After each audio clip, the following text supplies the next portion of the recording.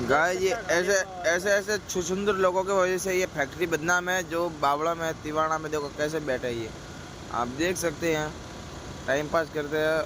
आगे इनकी ये झाड़ियाँ है बहुत ही ज़बरदस्त, इनके अंदर सब यही काम करते रहते हैं बस। कोई किधर लेटा हुआ है, कोई किधर है, और देखो एक और उधर से आ रहा है, देखो ये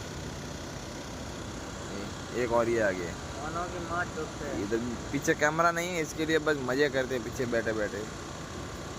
अभी ये शेड को अभी लखपति बना देंगे और दिखा दिए।